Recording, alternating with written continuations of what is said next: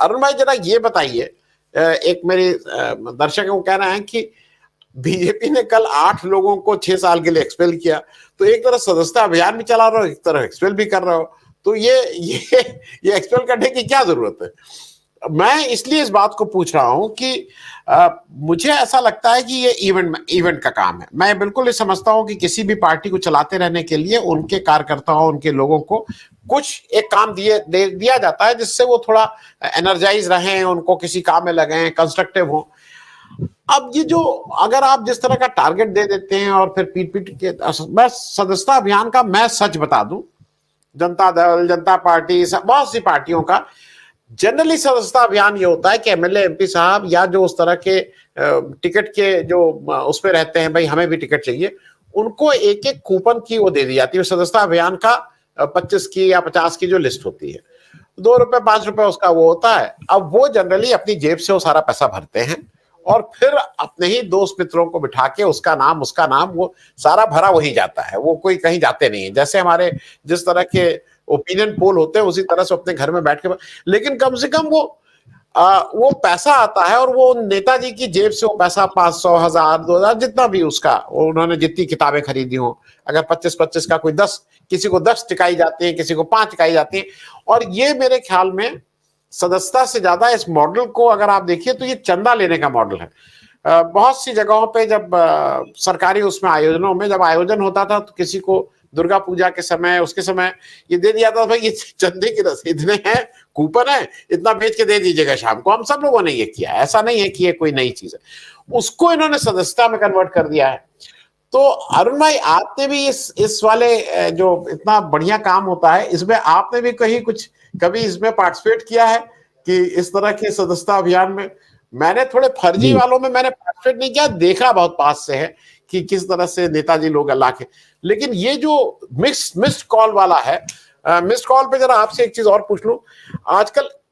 आजकल missed call पे इतनी बेईमानी और हेरा फेरी होने लगी है, मतलब ऑन दी नेट आपको क्या क्या नहीं आ रहे हैं। हम लोगों को लगता है कि एक दिन उस पर भी बात करेंगे, लेकिन ये उसी हेरा फेरी के दिमाग की उपज है क्या कि अब मिस कॉल ही करके दिखाओ? अरुण भाई, ये पूरा मामला क्या है? देखिए, आपने मुझ पर एक आक्षेप भी लगा दिया और मुझे टेस्ट करने के लिए एक थर्मामीटर भी लगा दिया आपने। ये बात बिल्कुल ठीक है आपकी, बिल्कुल ऑनेस्टली बात कर रहा हूं आपसे कि हमने भी सदस्यता अभियान चलाए हैं, इसमें कोई दो राय नहीं है। और मैंने 25 पैसे वाला अभियान भी देखा हुआ है और खुद मेंबर भी बनाए हैं। हमारे कॉलेज के जो दोस्त हुआ करते थे एबीवीपी के, उनको हम मेंबर बनाया करते थे, जो सेकेंड ईयर थर्ड ईयर के बच्चे हुआ करते थे। और उस समय नंबर तो कोई मोबाइल होता नहीं था, कई बार हमें अपनी गली में ही जाना पड़ता था, जगह जगह जाना पड़ता था। और जो सरकारी सर्वेंट होते थे उनके घरों में हम थोड़ा हिचक किया करते थे जाने से, क्योंकि उस समय बिल्कुल डिमार्केशन क्लियर थी कि सरकारी किसी आदमी को सदस्य नहीं बनाया जा सकता किसी भी पॉलिटिकल पार्टी का। तो अब इन्होंने जो नंबर दिया 909090 करके नंबर इन्होंने दिया है, और अभी जून में भी ये अभियान चलाने की कोशिश की गई थी। तो इसमें जो भी बातचीत है, वो बातचीत में जो टर्न आया है, वो ये बात बिल्कुल डॉक्टर राकेश पाठक की बिल्कुल ठीक है कि 4 जून के बाद उसमें आमूलचूल परिवर्तन आया है, इसमें कोई दो राय। और आपको तो पता है कि अगर कोई व्यक्ति अपनी झेप मिटाना चाहे तो वो अपने ही बगलों में झांकता है, अपने ही गिरेबान में झांकता है। और बीजेपी भी आज स्वयं का आलोकन न करके अपनी बगलें झांक रही है। देखो, कारण बिल्कुल स्पष्ट है। आपने एक चीज छोड़ दी, ये अभियान बिल्कुल वैसे है जैसे 1,60,00,000 नोटों पर अनुपम खेर की फोटो छापकर 1,60,00,000 का सोना ले रहे। ये बिल्कुल वही अभियान है। इस अभियान में और उस अभियान में सूत्रपात एक ही है, दोनों गुजराती हैं, दोनों गुजरात से शुरू हुए हैं। तो मेरा मानना यह है कि अभियान चलाना ये अच्छी बात होती है। उसमें सबसे बड़ी जो अच्छी बात होती है वो ये कि जिस दिन वोटिंग होती है या हम कैंपेन करने जाते हैं या हम पार्टी का प्रचार करते हैं, तो जिन लोगों को हमने सदस्य बनाया होता है, जिसको आप पन्ना प्रमुख कह रहे हैं, हमारे टाइम में पन्ना प्रमुख नहीं होते थे, तो उन लोगों की एक पोलिंग स्टेशन की समिति बनाई जाती थी, उस समिति का एक हेड बनाया जाता था।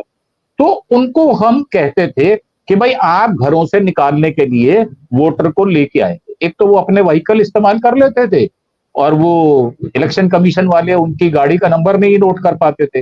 दूसरी बात ये कि वो रिक्शा पर, तब हैंड कूलर रिक्शा हुआ करते थे, तो उस पर रिक्शा पे ले आते थे, अपने खर्चे पे ले आते थे, पार्टी को थोड़ी उसमें बचत हो जाती थी और उनके कमिटेड वोट जो हैं वो और वोटों को डलवा लेते थे। ये जिस दिन से पेड वर्कर आए हैं सर, बल्कि मैं तो ये कहूं पेड एंकर आए हैं, उस दिन से ये कार्यक्रम की शुरुआत हुई है और इसका सूत्रपात जो है वो 2014 में हुआ।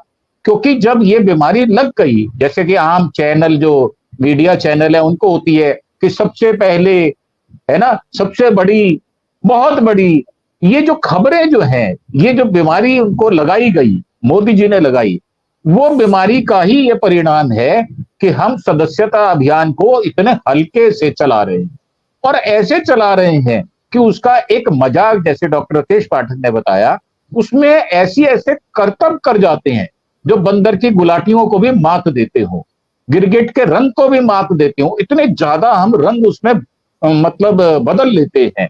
अब बात यह है कि जब जो आप मापने का तरीका था आपका, वो था आप क्लेम करते थे मीडिया में, इलेक्ट्रॉनिक मीडिया में बैठ के कि इतना सब कुछ होने के बावजूद भी तो हम जीत रहे हैं। अब हार की शुरुआत हुई है, जैसे कि 240 सीटें आई। मैंने तो जिस दिन इलेक्शन कमीशन ने ये डिक्लेयर किया था, एक चैनल के साथ मैंने 40-45 मिनट का ये एक एपिसोड किया था जिसमें मैंने कहा था 220 से 240 सीट से ज्यादा नहीं आएंगी और इनको किसी का सहारा लेना पड़ेगा, परंतु आचार संहिता की वजह से उसको उसमें डाला नहीं गया यूट्यूब पे।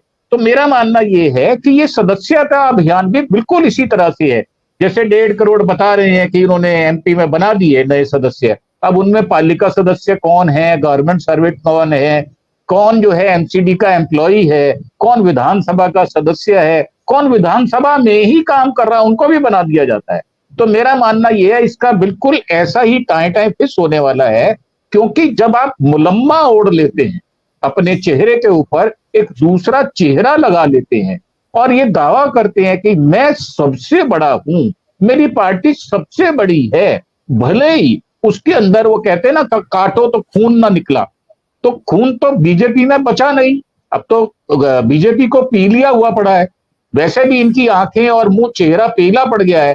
तो अब इनको लगता है कि एक ये शगुफा नया छोड़ा जाए, इसको दोबारा से शुरू किया जाए, दोबारा से एक री एनर्जी जो है रीगेन की जाए, परंतु ऐसा होने वाला नहीं है। उसका कारण है कि राहुल जी 5 साल अपनी इज्जत का उन्होंने जो सहनशीलता उन्होंने दिखाई उसके प्रति, जो उनके ऊपर आक्षेप लगाए गए, जो हजारों करोड़ रुपया खर्च किया गया और जो वो एक्सपोज कर रहे हैं आज अडानी साहब को कि किस तरह गरीब आदमी का पैसा अडानी साहब की जेब में जा रहा है, इसी प्रकार दूसरी पार्टियों के लोग भी मिस कॉल करवाकर उनसे ये सदस्यता चुराने का अभियान है। दरअसल आज हालात ये हैं कि बीजेपी पार्टी के सदस्य पार्टी छोड़कर जा रहे हैं, वो वोट करना ही नहीं चाहते। कमिटेड वोटर भी आज पोलिंग स्टेशन तक नहीं जाना चाहता और इसमें जो भद्द हो रही है, वो सबसे बड़ी भद्द जो है वो हरियाणा है और उसके बाद J&K के इलेक्शन है, रिजल्ट आएंगे, सारा पिटारा खुल जाएगा, ये भेद जो अभी छिपा हुआ भेद है ये बाहर आ जाएगा। जितनी ज्यादा कांग्रेस की सीट आएंगी उतनी बड़ी बेइज्जती बीजेपी की होने वाली है। तब कौन पूछेगा कि आपके 20 करोड़ सदस्य हैं, 15 करोड़ सदस्य हैं, जब आप एक छोटी सी स्टेट हार जाते हैं। और हारते क्यों हैं? हारते इसलिए हैं कि आप पहलवानों की बेइज्जती कर देते हैं, महिलाओं की आप इज्जत रखते नहीं है, चाहे दिल्ली हो, मणिपुर हो, कोई सी जगह हो। जो बनारस के 3 छोरे प्रदेश के अंदर बीजेपी का चुनाव कर रहे थे, प्रचार कर रहे थे, जब उनकी जमानत हो जाती है उनके गले में आप हार डालते हैं। आपको याद होगा एक SHO की हत्या कर दी गई थी, उसके हत्यारे को भी जब जमानत हो गई तो इन्होंने उसको एक ब्लॉक का अध्यक्ष बना दिया था। ऐसे ही आपको याद होगा गुजरात में जो 11 लोग थे जो बिल्किस बानो के थे, उनको दोबारा से सुप्रीम कोर्ट ने जेल भेजा। तो बीजेपी की भद्द जो है वो इसी तरह पिट रही है और अपनी बेइज्जती को टर्न करने के लिए, यू टर्न लेने के लिए, उसको बचाने के लिए ये तरह तरह के जो है हथकंडे जो है गिरगिट वाले वो अपनाते हैं। और उसमें सबसे बड़ी बात क्या है वो मैं बताता हूं आपको। वो ये है कि हमारे जो प्रधानमंत्री निकलता है मेरे मुंह से, प्रधानमंत्री हैं, वो परिधान मंत्री है दरअसल में, वो इवेंट मैनेजर हैं, प्राइम मिनिस्टर नहीं है। हमारे यहाँ जैसे कहा जाता है ना, कई सीटें गवर्नमेंट में ऐसी होती हैं कि वो PRO की होती हैं, पब्लिक रिलेशन ऑफिसर होता है। ऐसे हमारे प्रधानमंत्री परिधान मंत्री होने के साथ साथ बहुत बड़े इवेंट मैनेजर हैं। और मैंने आपके चैनल पर खुलकर कहा है, जो चीज 40,000 में होती है वो ये 4 लाख में करते हैं, 4 लाख वाली चीज को 40 लाख में करते हैं, 40 लाख वाली चीज को ये 4 करोड़ में करते हैं। उसका एक स्पष्ट उदाहरण और देता हूं आपको। ये जो मन की बकवास करते हैं, जो मन की बात करते हैं, ये उसमें 12 विदेशी भाषाओं में इनका अब जा रहा है मन की बात का, और सारे हिंदुस्तान की जितनी भाषाएं हैं उसमें ट्रांसलेट करके जबरदस्ती सुनाया जा रहा है, लोग सुन नहीं रहे उसको। तो वो खर्चा जो है, मैंने ये आक्षेप लगाया है, मेरा ये ऑब्जेक्शन है कि हिंदुस्तान के पैसे को मोदी जी अपने पर्पस के लिए बर्बाद कर रहे हैं, क्योंकि उसको सुनने के लिए कोई तैयार नहीं है। हम 4 लोग बैठे हैं, मुझे नहीं लगता किसी ने मन की बात का एक भी एपिसोड पूरा सुना होगा। 2 मिनट अगर सुना भी होगा, अगर मान लो गलती से 11 बजे आपका टीवी खुला रह भी गया तो आपने उसको स्विच ओवर कर दिया होगा, आपने उसको चैनल को बदल दिया होगा। परंतु हर एक जगह जब चैनल में आता है ये, तो आपको टीवी बंद करना पड़ता है। ये बिल्कुल सदस्यता अभियान इसी तरह से चला रहे हैं, उसी रंग रूप रेखा से चला रहे हैं जैसे ये मन की बात को करते हैं, और लाखों करोड़ों रुपया हिंदुस्तान का ये बर्बाद रहे हैं। क्यों? क्योंकि ये इवेंट वाले प्रधानमंत्री हैं। अब सुन रहा था, उसमें ये कहा जा रहा था कि भाई इनकी बात को कोई नहीं मान रहा, पुतिन साहब नहीं मान रहे, उधर से अमेरिका के प्रेसिडेंट नहीं मान रहे, और ये जबरदस्ती मध्यस्थता कर रहे हैं, बीच बचाव कर रहे हैं ये कि आप लड़ो मत भाई साहब, आप लड़ो मत। अब ये कैसी मतलब कि ये अभिलाषा है कि नहीं मैं लड़ाई रुकवा दूंगा। वो आपने ऐड देखा होगा कि पापा देखो मोदी जी ने लड़ाई रुकवा दी यूक्रेन की, 20 दिन में, 20 घंटे में रुकवा दी। तो इनकी शोषागिरी, इनका छलियापन, इनकी जो गुलाटियां ये मारते हैं, ये आपको हमेशा इसी तरीके से नजर आती रहेंगी जिस तरह से आज नजर आ रही है। ये एक नया शोषा छोड़ा गया है ताकि लोगों का ध्यान हरियाणा के चुनाव से हटकर, JNK के चुनाव से हटकर इनकी तरफ चला जाए। इनकी तरफ कोई देख नहीं रहा। तो मुझे लगता है कि ये टाइम फिस है, पहले भी फिस था, फिर दोबारा चलाया, अब ये तिबारा चला रहे हैं। अब दूसरा चरण 1 तारीख को चला रहे हैं, कल से, और कल से चला रहे हैं। मेरे को तो खुशी है क्योंकि कल मेरा 40वां जो है वैवाहिक वर्ष, 41वां शुरू होने जा रहा है, 40 वर्ष पूरे होने जा रहे हैं। तो मेरी मैरिज एनिवर्सरी पे ये शुरू करने, मैं तो इनको शुभकामनाएं दूंगा कि भाई आपके सदस्य बने, पर मुझे लगता नहीं है कि इनके सदस्य कोई बनने वाले हैं या कोई इनका अभियान कामयाब होगा, इनका कार्यक्रम सफलतापूर्वक संपन्न होगा, ऐसा मुझे लगता नहीं है। क्योंकि मैं इनके बीच का ही सदस्य हूं। वो सारी गुलाटियां मैंने भी मारी हैं, मैं एक्सेप्ट करता हूं इस बात को। वो सारे जो छद्मवेशी जो रूप हैं वो हमने देखने के बाद ही इनको छोड़ा है। तो ये कामयाब होने वाले नहीं है, ये बिल्कुल यकीन से मैं कह सकता हूं। ठीक है।